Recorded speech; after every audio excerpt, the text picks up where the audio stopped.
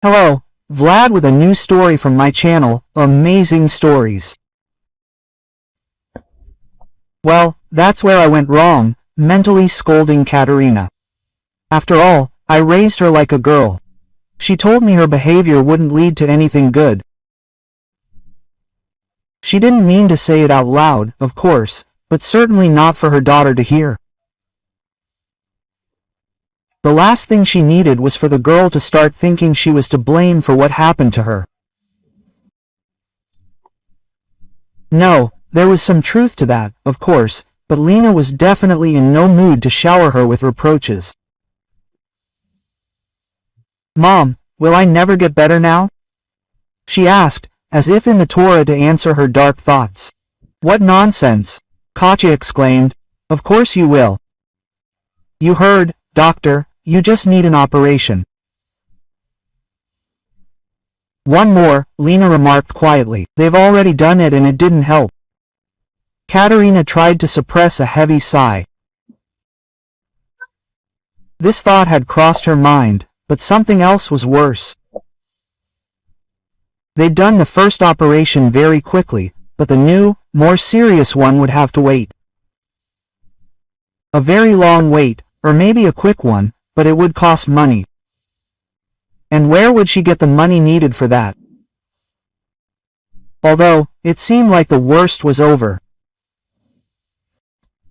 At first, of course, Katerina was terrified, but how many times had she told her daughter not to climb trees? But she couldn't even imagine how dangerous this hobby could be.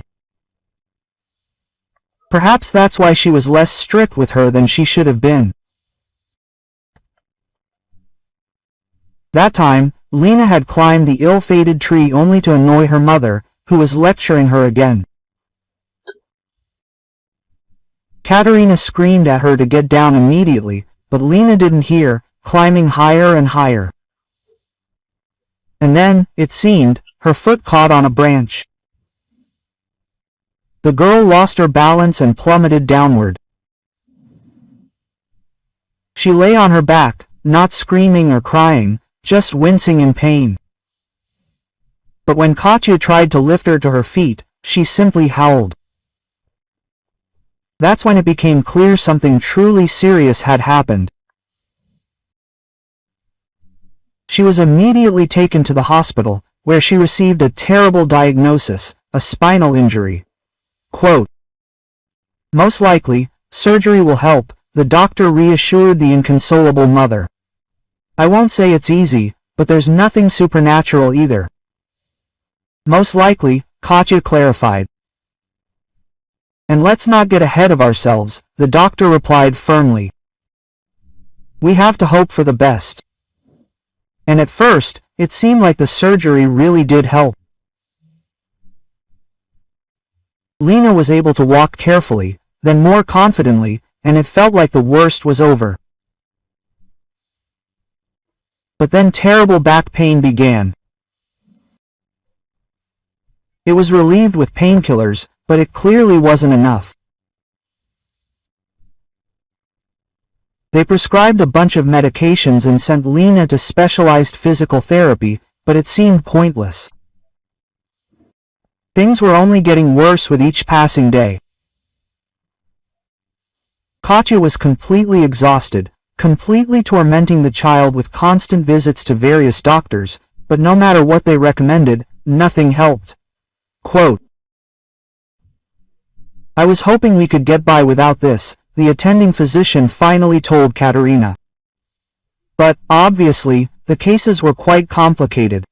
Another operation is needed, and preferably as soon as possible. "And will that really help?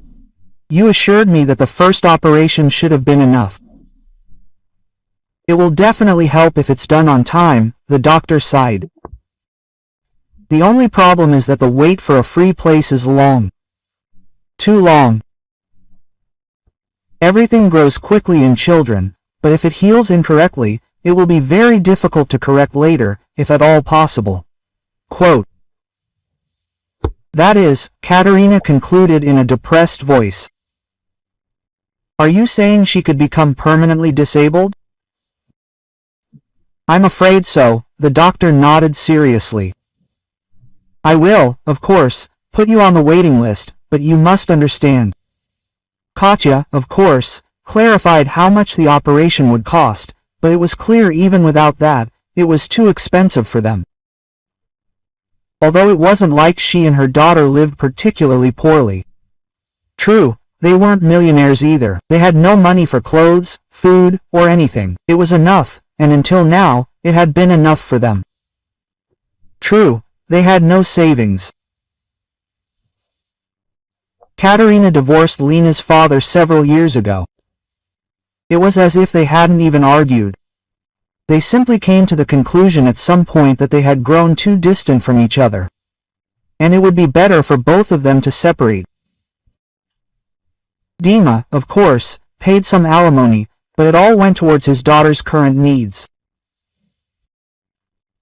Katya worked as a florist in a flower shop. She wasn't a particularly brilliant or sought-after specialist, but she put together rather simple arrangements, which suited her, her clients, and her boss.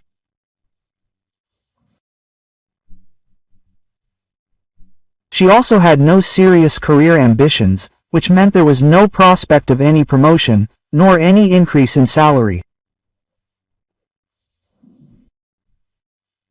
Katya had previously been quite happy with this state of affairs, but now, for the first time in her life, she regretted her approach to work.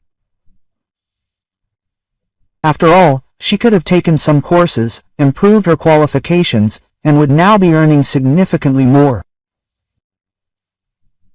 Perhaps even enough to have some savings and get out of this situation.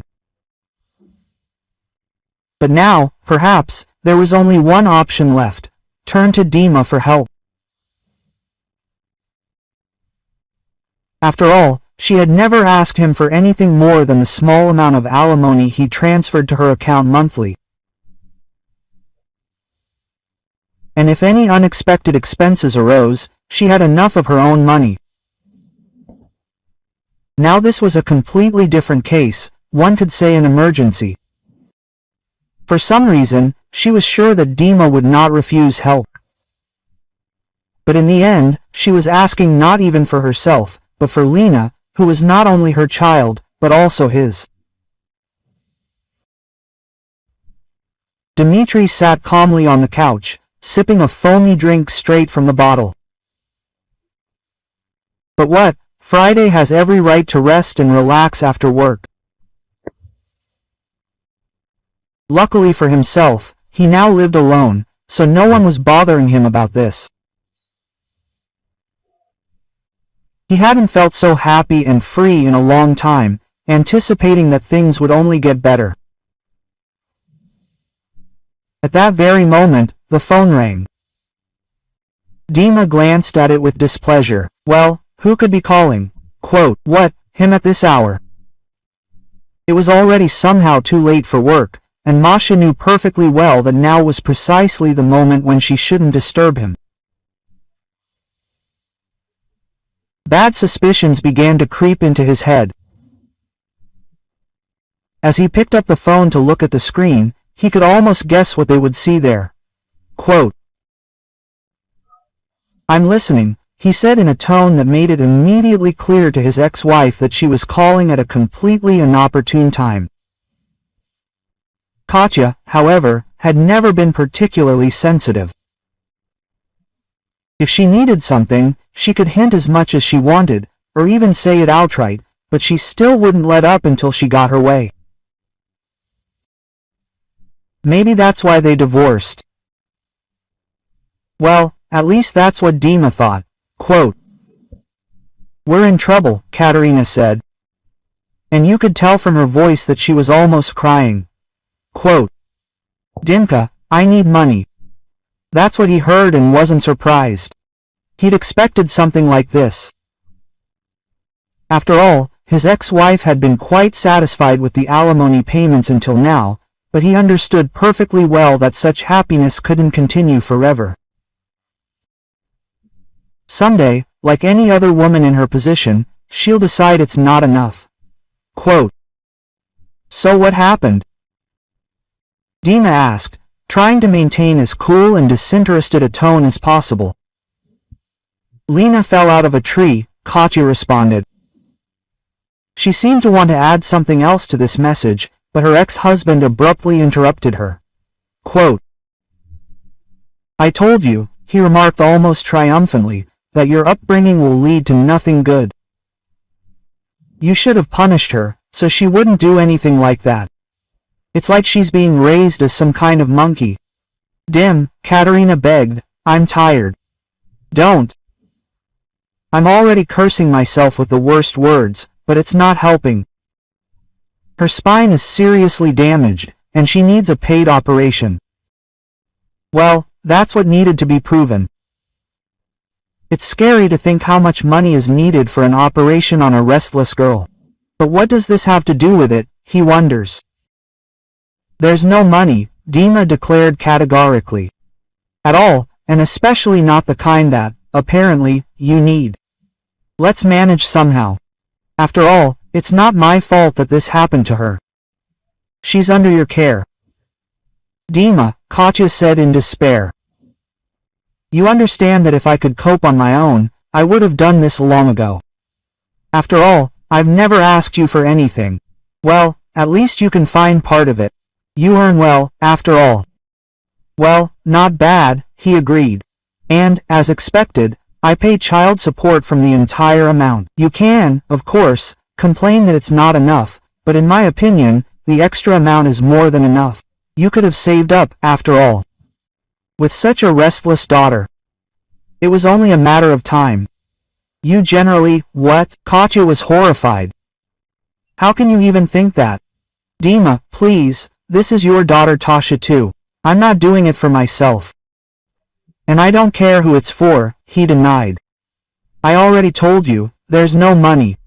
What's so unclear? And don't try to make me feel sorry for you. I certainly won't get any from that. You got yourself into this mess, deal with it yourselves." And without listening to any more persuasion, he simply hung up.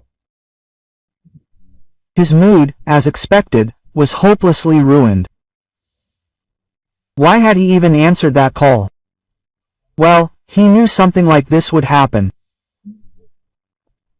He should have simply turned off his phone so that no one could get through that evening. Nevertheless, he told his ex-wife the absolute truth. He didn't have any money. Well, at least not any free money. The kind that he could take and spend. Dima was planning a vacation, and not alone, but with Masha. And she definitely wouldn't understand if he suddenly canceled the trip because his ex-wife they urgently needed money. They had everything ready. The tickets were bought, the hotel was booked. The amount they planned to take with them was set aside. And what happened? In Katya's opinion, he should have just cancelled everything and given the money to her. And why, one wonders. Only because she's incapable of looking after a child. "She's not only my daughter, but yours too," he mimicked Katerina out loud. "Since when, I wonder? Since the very time they needed money for her? Yeah. They didn't let him raise the child, like, you can't hit children and all that. And what came of it? No, he has nothing to do with all this anymore. He has a whole new life." Bitter tears were streaming from Katerina's eyes. She had never expected this.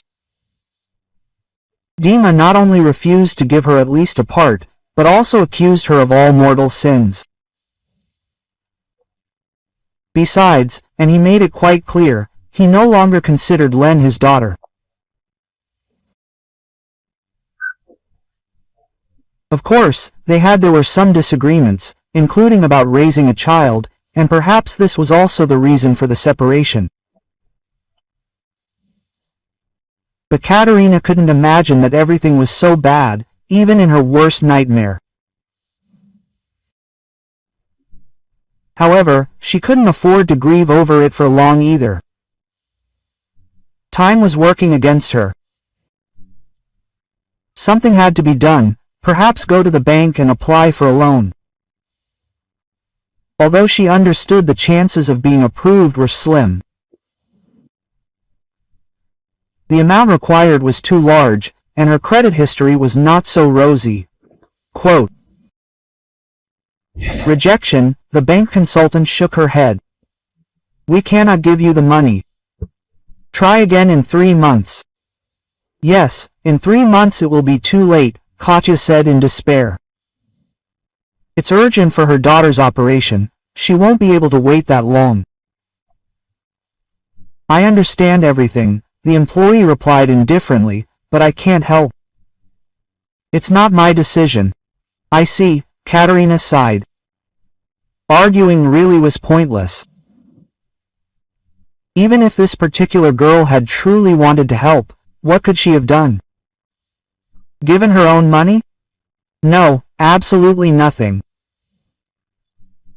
And a conversation with the decision-makers was unlikely to have even taken place.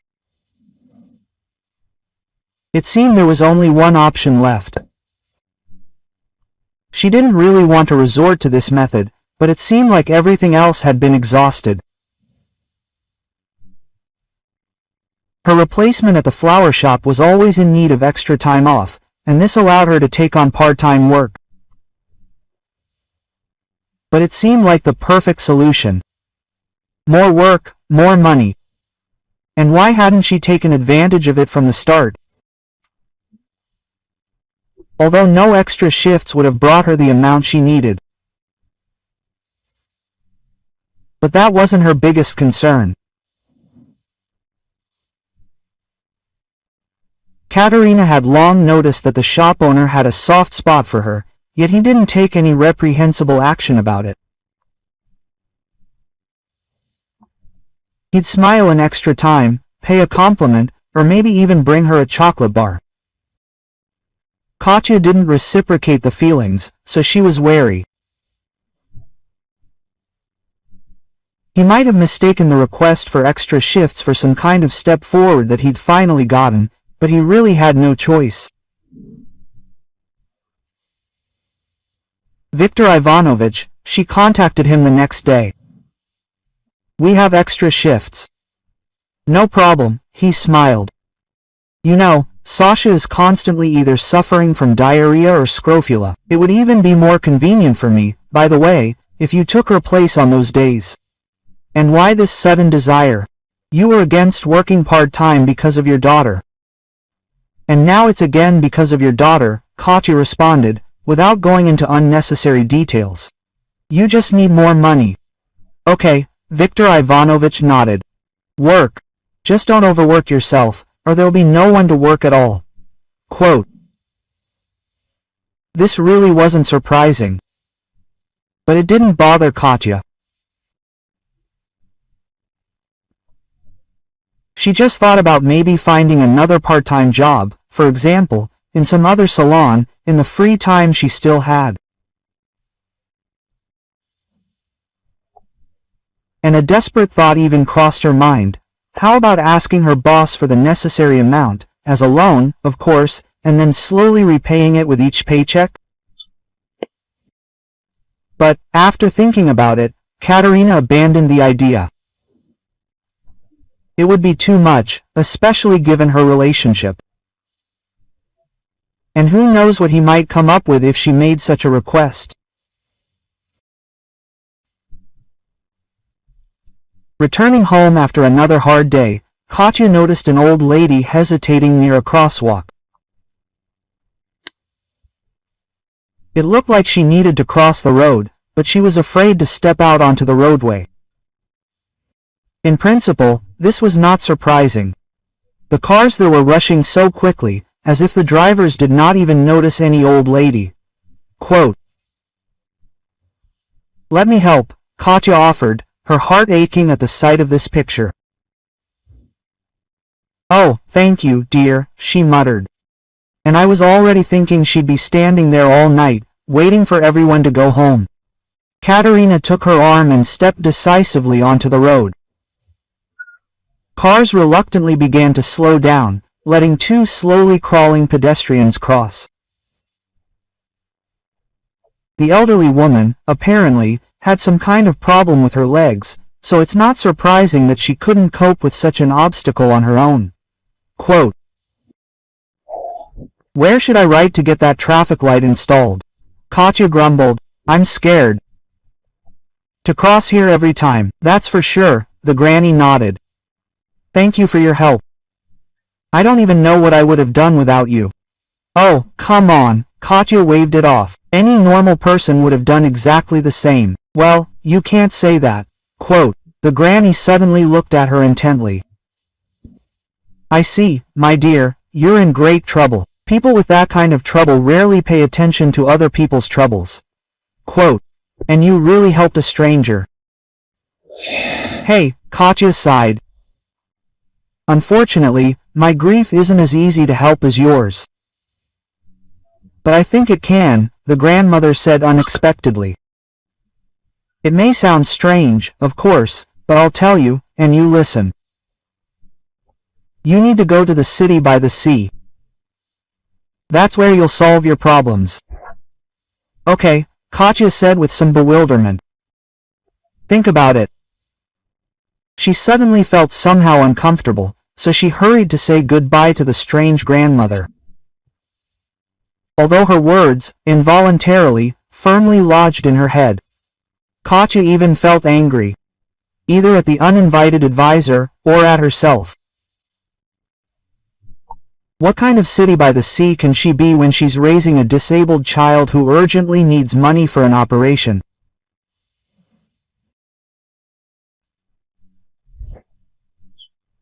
So, tonight we conducted a full check of everything related to the store's operations, and I regret to report that a serious shortage has been discovered.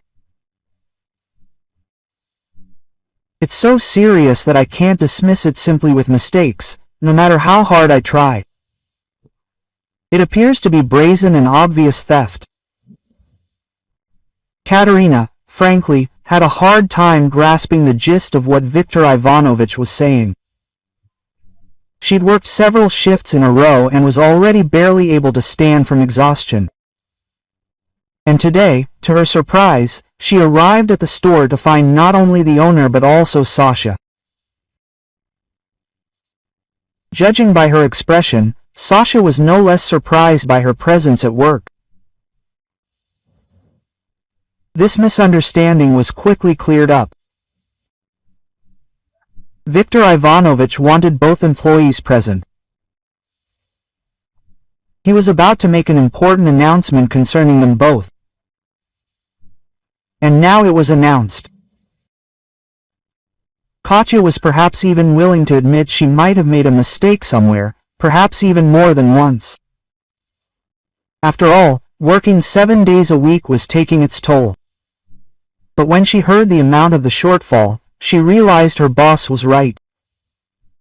It was simply impossible to make such a mistake. Well, maybe intentionally. And then she even calmed down, realizing that she was not to blame. So it was probably Katya who took it, Alexandra declared categorically. Who else? Frankly speaking, Viktor Ivanovich answered sternly. I'm also inclined to think so. What's wrong with you? I didn't steal anything. That was all Katerina could say, stunned by such an unfair accusation. I've been working for you for years, Viktor Ivanovich. Have I ever given anyone a reason to think that about myself? You haven't, right? He agreed sadly. But these extra shifts of yours, in fact, you were the one in the store most often, and sometimes completely alone. Well, that means plenty of opportunities to take what belongs to others. Exactly, Sasha sighed, especially since you need a large sum of money for your daughter's treatment. You told me so. And apparently you realized you couldn't earn it. You just decided to take it. What's so unclear about that? Is that true? Viktor Ivanovich raised his eyebrows. Quote, that I took the money? Of course not, Katya answered firmly. But I need it. I need an operation, so I asked for an extra shift. Viktor Ivanovich shook his head, and Katya realized he didn't believe her. Well, or rather, only partially believed her. He knew perfectly well that Katya was incapable of stealing. But there are critical situations when a child's life depends on money. Then you can go to great lengths. This is what we will do, Viktor Ivanovich concluded. Out of respect for past achievements and compassion for my daughter. And because of my good attitude, I will not involve the police in this matter. So I hope that the money you took will indeed go to a good cause, the operation. Although you could have simply asked, but surely I would have been understanding? Nevertheless, since you decided to abuse my trust in this way, you will no longer work here. Katya already opened her mouth to say something. And so she closed it, realizing the owner had made up his mind, and there was no point in explaining anything. So now she was left not only without money, but also without a job, and accused of such a heinous crime. It was a real disaster. Perhaps her general fatigue had something to do with it. Katya couldn't even imagine what this dismissal would mean for her. She felt that fighting for her innocence was pointless, that trying to justify herself would only waste precious time. For some reason, she felt she'd have to look for a new job anyway. Whether she could prove her case or not. And given how much she needed the money, it was best to start looking as soon as possible. But then she suddenly began to face constant rejections. And at first, everything seemed fine. She had an interview, but then they told her in an ultimatum that she couldn't work for their company. What's so wrong? Katya couldn't take it anymore, having been rejected yet again. You were ready to hire me. You didn't pass the security check, another doormat shrugged. But you should have realized that. Security says you were fired for cheating. Or what were you thinking? Since they accommodated you and agreed not to involve the police, no one will ever know. Now everything fell into place. So Viktor Ivanovich decided not just to fire her, but to ruin her reputation, so no one would even think twice about hiring her. Although, maybe Sasha had done her part, but whatever the case, the outcome remained the same. Suddenly, the kind grandmother came to mind, and her advice came to mind from a different perspective. What if she had had something else in mind, not relaxation, but work? And even if she hadn't, she had inadvertently suggested a way out of the situation. It was summer, the height of the vacation season. And that meant that in any Primorsky town, you could not only relax but also earn a good living. There, no one would care about the reputation she'd managed to acquire here. Just like that. Leaving her mother's daughter behind, Katya went off to earn money. Quote, "Hot corn," she cried. Hot corn, fresh, delicious. 3 years off.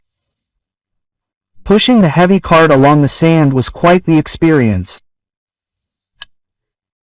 Besides, the sun was so blazing that she just wanted to collapse somewhere in the shade and not move. But Katya couldn't afford such luxury. After all, she hadn't come here to relax. Yes, the work turned out to be harder than she expected, but it was still work, and the pay was quite good. True, everything depended on how much of this damned corn she could ultimately sell. Admittedly, in the height of the season, this didn't seem to pose much of a problem. However, a few difficulties did arise. One day, as usual, dragging her cart along the beach, she heard a suspiciously familiar voice from one of the lounge chairs. He was talking about how brazen his ex-wife had become.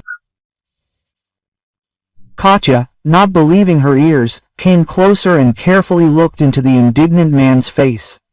Quote, "Can you imagine?" her ex-husband ranted. "I'm already doing everything I can, and it's not enough for her. I wouldn't even be surprised if she somehow found out we were planning a vacation and made up this whole story just to ruin it." "You know, you're ruining it now," a young woman sitting on a nearby lounge chair responded petulantly. "Can't we just relax? Why do we have to bring up your ex?" "Woman, why are you standing here?" Dima snorted at Katerina, who, engrossed in their conversation, had indeed frozen in place. "We don't need your corn.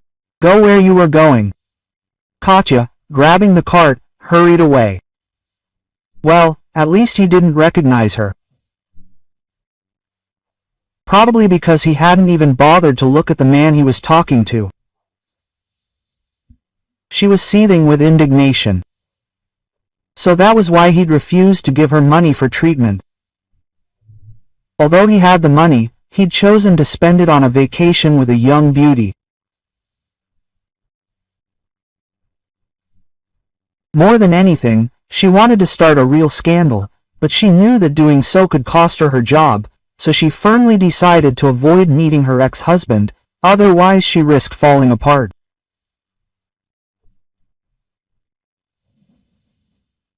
Avoiding meetings, however, turned out to be no easy task. Katya worked on the same beach every day. And as luck would have it, this couple also came there every day. Moreover, they occupied different lounge chairs each time, which meant she had to carefully observe each vacationer and manage to fall silent in time to prevent her ex-husband from recognizing her by voice.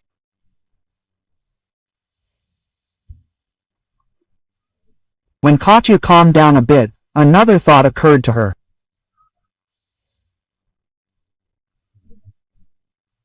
After all, not only could she cause a scandal, but he could also accuse her of spying on him, and it was unlikely that her current employer would look into all of this. And yet, she seemed drawn to the place where Dima and his mistress were relaxing. She invariably bumped into them here and there, and each time she narrowly escaped recognition. "I'm tired of this beach." Masha's capricious voice reached her one of those times. Quote, "Let's go shopping. I saw those shoes there yesterday." "Well, let's go," Dima responded with obvious displeasure, just beginning to settle into his lounge chair. Katya felt a strange mixture of emotions. On the one hand, there was the usual indignation, but on the other, the fact that they had decided to leave the beach so quickly brought some relief. After waiting for them to be out of sight, Katerina, no longer afraid, calmly rolled her cart, when her gaze caught on a small object left on one of the lounge chairs.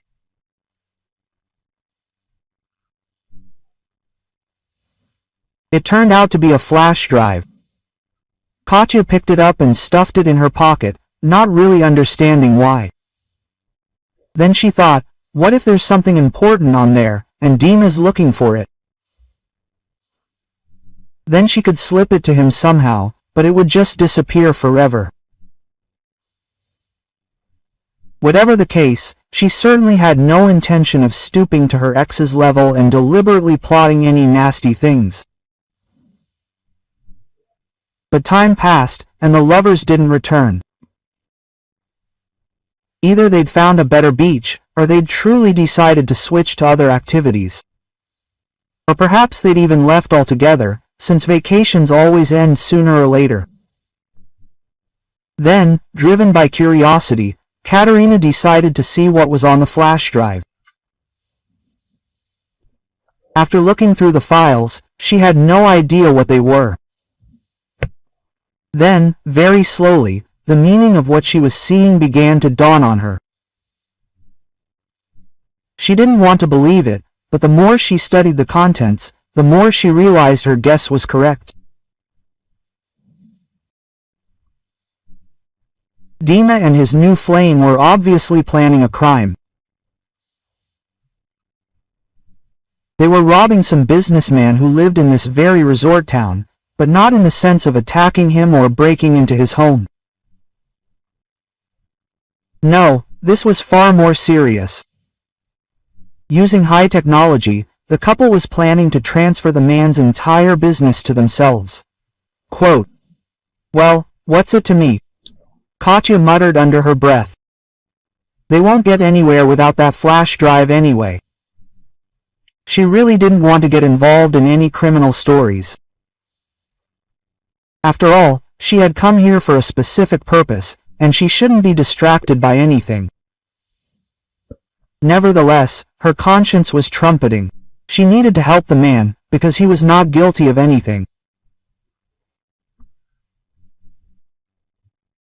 And moreover, he didn't even suspect the danger that existed. Quote, "Oh, well, what does 100 require of you?" Katya said about herself. "Just go to the address from the documents and give him the flash drive, and then let him sort out his problems himself." In the end, Katerina got ready and went to a luxurious cottage. Unsurprisingly, the door was opened for her quite quickly, as if they were waiting specifically for her. However, it was more likely that she miraculously found the owner of the house. He was standing on the threshold, fully dressed and clearly getting ready to go somewhere. "Wow," the man said in surprise, examining her intently. "You didn't say you were waiting for someone." "Who?" Quote.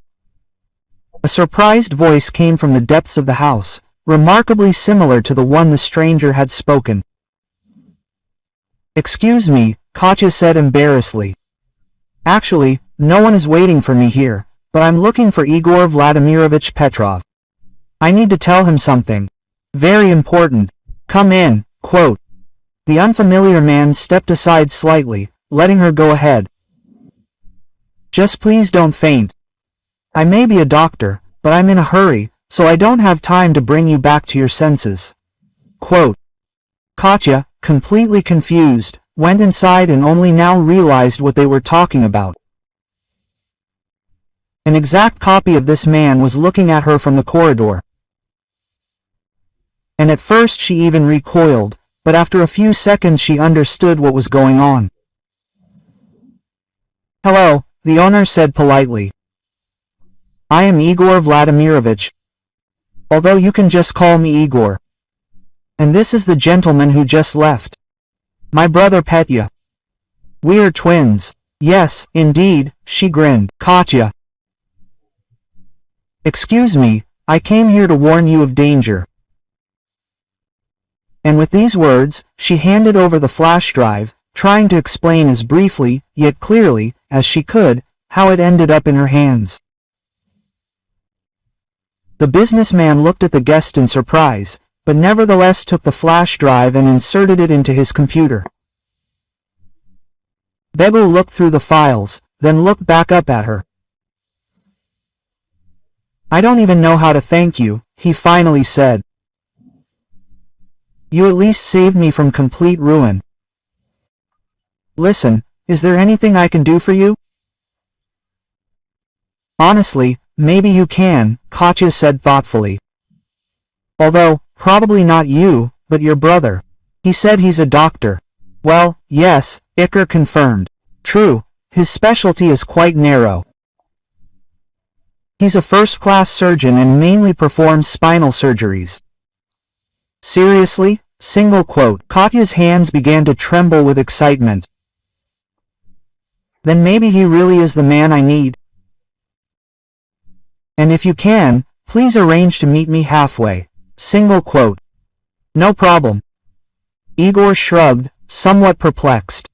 "What's there to arrange, anyway? He's just gone off for surgery and will be back in a few hours. We haven't finished our game of chess here." After thinking about it, Katya agreed to wait for the doctor here and spend some time chatting with the owner of the house. She was becoming increasingly convinced that she had made the right decision to help. Igor turned out to be unusually kind and sensitive. During the time they had spent together, the woman had developed a genuine liking for him. And here I am. Peter's voice came so unexpectedly that they both jumped. Oh, listen, if you're busy, I can come by later. Katya caught some strange notes in his tone, as if even some envy and a certain regret. She didn't quite understand what exactly had caused such a reaction. Well, it wasn't like he wasn't allowed to finish a game of chess. No, his brother responded. You're just in time. Our guest wanted to talk to you. And please, hear her out. She's done a great service, so as a thank you, she asked for this audience. Oh, my. Peter smiled. Well, I'm listening to you. Katya, embarrassed and stammering, told about the misfortune that had happened to Lenachka. Pyotr listened attentively and intently and confirmed that he could perform such an operation. Quote, Listen, Katerina said in a pleading tone. I don't have the money to pay you yet. Well, at least not right now. But I'll do anything to save her. Pyotr leaned back in his chair. He seemed to be struggling with himself, unable to bring himself to say what he wanted, and finally spoke, looking at his interlocutor with a strange expression. Bring your daughter, I'll operate on her, but on one condition, you marry me. Quote, That I agree, Katerina suddenly responded. At that moment, she could only think of one thing. He had asked her for a favor that she could undoubtedly provide, and that meant that her daughter would be saved. After all, that was precisely why she had come to this distant city. But everything else seemed completely unimportant. At first, Katya somehow didn't think about the promise she had so rashly made to Pyotr. Her thoughts were on entirely different matters. She needed to ensure a safe flight on a special transport, then prepare her for the surgery. Only after her daughter was completely safe did she finally fully comprehend what she'd agreed to.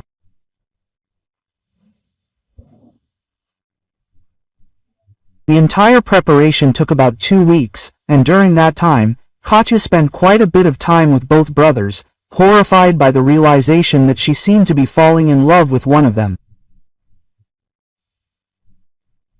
But not the one she'd already promised her hand in marriage.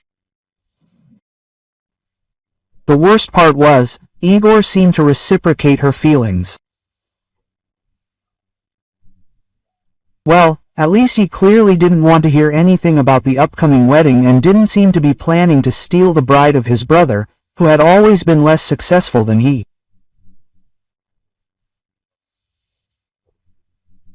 Such generosity elevated him even more in Katerina's eyes. Quote, You need to think about your own safety, Igor said once. You can laugh, of course, but I have a feeling. No, I won't laugh, Katya answered seriously. But what could I be in danger of? Except for courage, which I don't want. But she, of course, didn't say it out loud. She understood that such a confession wouldn't change anything anyway, it would only hurt them both even more. And, frankly speaking, she suspected that Igor's bad feelings were connected precisely with marriage. But she still hoped that he would be able to somehow make peace with Peter, especially since he and his brother were as alike as 2 peas in a pod. And her future husband himself was, in general, a good person. He told her that he fell in love with her at first sight and made this ridiculous proposal only because he was afraid that Igor would be quicker than him here, as, indeed, in everything that happened in their life.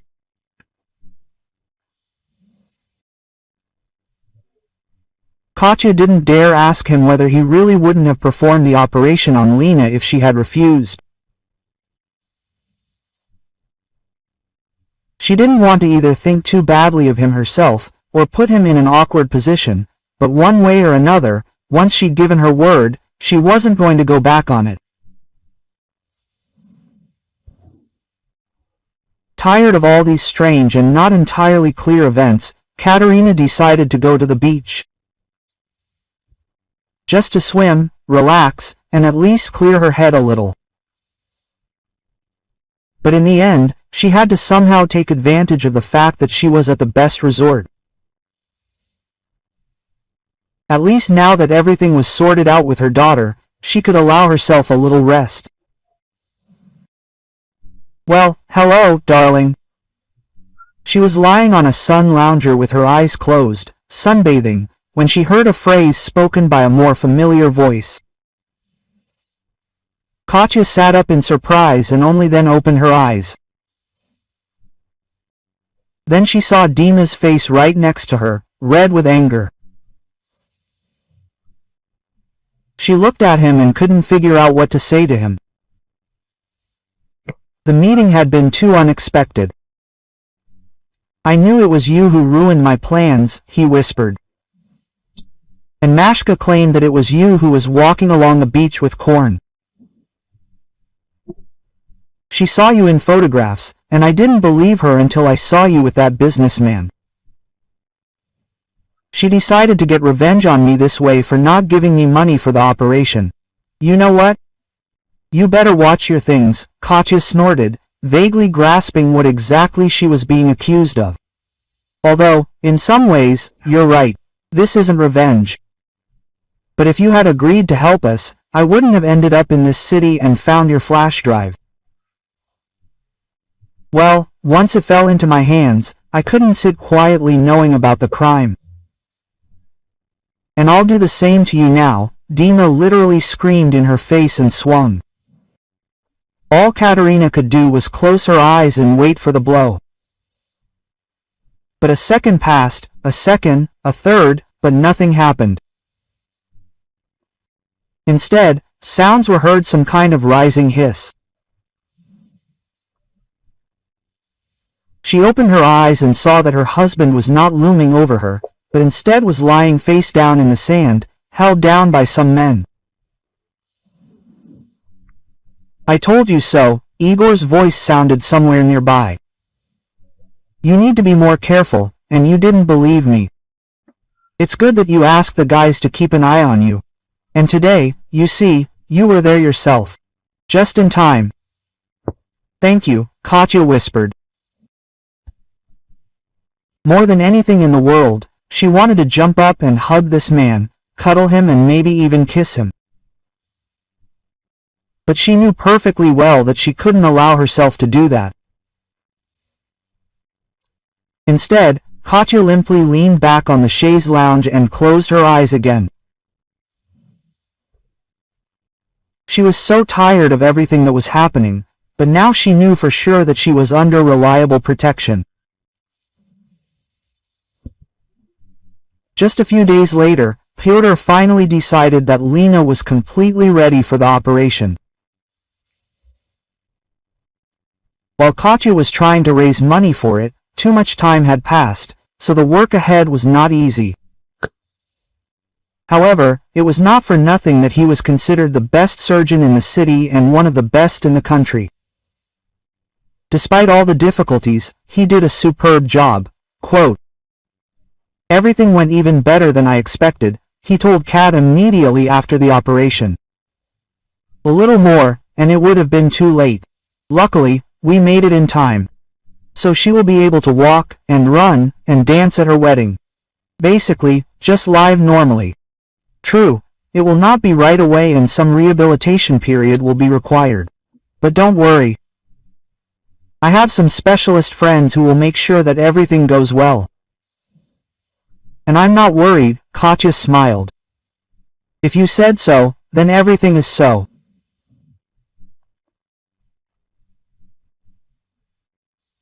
When Pyotr told her about Lenotchka's condition, she heard such sincere concern and such tenderness in his voice, and it was clear that he cared at all about how the little patient was feeling, and it was as if he had managed to become attached to her even more than her biological father had in all 10 years of her life.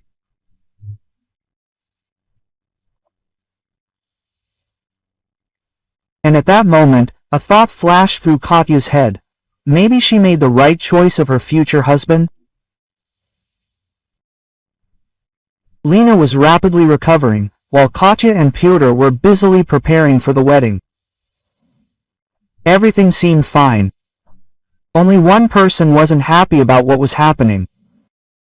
No, of course, Igor was pleased that the operation had been a success. But his brother's upcoming wedding was driving him absolutely crazy. At one point, when Katya came to visit him, she discovered that he was drunk, so drunk that he was completely unaware of what was happening around him. That evening, she put him to bed and monitored his condition all night.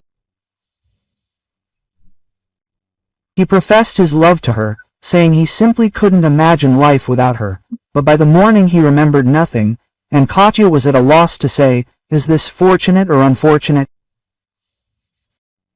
And so it went. Sober, he behaved completely normally and even pretended to be happy for them. But now he drank every day and often reached a completely disgraceful state.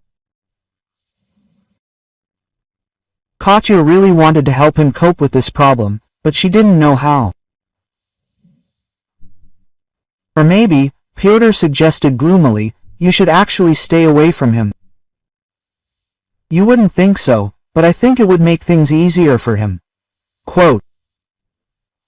After thinking about it, Katya decided there was some common sense in this, and she and Igor didn't see each other for several days. Then a policeman showed up at their house with Pyotr and reported extremely disturbing news. Your brother, presumably drunk, got behind the wheel last night and hit someone. It can't be, Pyotr stated decisively. So you're saying Igor Vladimirovich didn't have a habit of abusing alcohol? The law enforcement officer inquired, seemingly even sympathetically. I want to say, Peter responded in the same tone, that Igor Vladimirovich, when he abuses alcohol, does not have the habit of getting behind the wheel. Oh, if you only knew how many times I've heard that, the policeman shook his head. And the man he hit, is he alive? Katya intervened. Luckily, yes. But he can't really tell you anything, he doesn't remember. The doctors say he has brain damage. He'll live, but he's pretty useless as a witness. However, there's another person who saw everything from the side and clearly remembered the car that hit him. As it turned out, this mysterious witness was Dima. And already at that moment, Kat suspected something was wrong. Together with Petr, they made sure that all the cameras were reviewed, both in the area where the accident occurred and near Igor's house. They were lucky. The video recording taken that night near the businessman's house showed that he didn't go beyond the porch and didn't even go near the garage. But more importantly, there was also a camera at the scene of the accident, and it showed that Dima himself hit the unfortunate passerby. It must be for to plant the hated anchor. This episode, despite its horror, had two very good consequences. First, law enforcement finally took a serious interest in Dmitry, and it was decided to try him not only for attempted murder but also for attempting to attack his ex-wife for planning a robbery. Maria, who had been actively involved in this preparation, also went along with him in the latter case. But secondly, Igor, having miraculously escaped such a serious charge, completely gave up alcohol, threw out all the bottles of liquor from the house, and solemnly promised never to touch anything like that again. When I think about it, I really could have been so overwhelmed, he explained to his fiancée's brother. It's simply terrifying. No, I'll find some other way to cope with the stress. And literally a few days before the wedding, Peter and Catherine had a difficult conversation, and, oddly enough, it was the groom who started it. Tell me honestly, he begged with difficulty, do you love me? I'm very grateful to you, Katya answered thoughtfully, not wanting to offend him, but also not in the habit of lying. Besides, I promised, and you kept your end of the bargain. That's not what I asked, Peter interrupted her. Although, from your answer, it's all clear. I was hoping that you could love me. But if your heart isn't in me, I'm not going to force you to marry me just because I had an operation. I don't think that will bring happiness to either of us. In the end, Katya married Igor. My brother, of course, suffered for a while about it, but then he seemed to get over it. After some time, he finally found himself a good girl who sincerely loved him. So less than a year after the first brother's wedding, the second played her own. Katya returned to her hometown for a short time. She needed to send the rest of her things to her new home and finish some business. And not far from her old apartment, she met a suspiciously familiar granny. She was looking straight at her. Quote, I knew that everything would be fine with you, she smiled. It seems only thanks to your advice, Katya smiled back. And I don't even know your name. Tamara, Granny smiled. Perhaps now is the time to open up. I'm clairvoyant and I saw everything from the very beginning, and I'm so glad you decided to listen to me. Katerina, after thinking about it, suggested that Tamara fly with them, to bask in their old age by the warm sea. She happily agreed. Mom also went with them. In the end, everyone stayed at the newlyweds' house. And a year later, they were babysitting little Danya. If you like the story, please support me with a thumbs up button. One simple action, but it means a lot to me. All the best to you.